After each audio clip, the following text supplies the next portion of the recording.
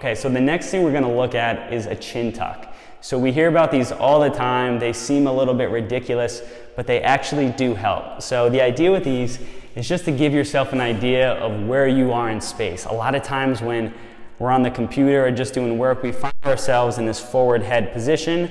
It's not the worst thing to fall into that position, but you just don't want to stay there too long. You don't want to stay in any position too long. Getting up and moving regularly is the best way to go, but for the chin tuck, it should be nice and gentle. So all you're doing is you're just making a little bit of a double chin. Don't worry, it's not going to make it worse over time, but as you're going into that chin tuck position, you're going to feel for these muscles in the front. You shouldn't be tucking so hard, and zoom in a little on this neck. You shouldn't be tucking so hard that you see all of these big muscles firing. It should be nice and gentle and light.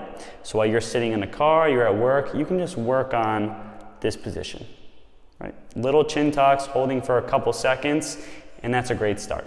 Okay, so now that you know how to do a nice gentle chin tuck, we're gonna test and see how much endurance you have with those neck muscles.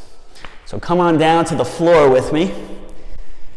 From this position, I'm gonna go ahead and I'm gonna lightly tuck the chin like we were working on before, and then I'm gonna raise up.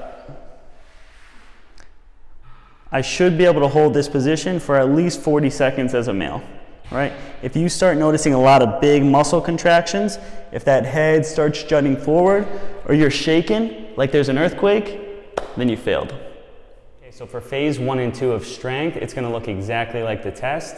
Right, so I recommend that you start with 5-second holds, about 10 reps, just demonstrating that you have control with minimal pain. A little pain is okay, but not too much. We're just poking the bear. So I'll come back down and demonstrate again. So a light little gentle chin tuck, then lightly lifting the head and just holding for 5 seconds to start. In phase 2, we'll go to 10 seconds.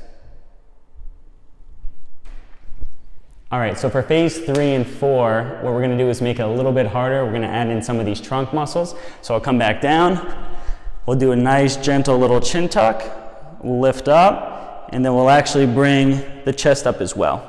So from this position, I'm making sure I'm not shaking too much, that the head's not jutting forward, and just doing some nice holds.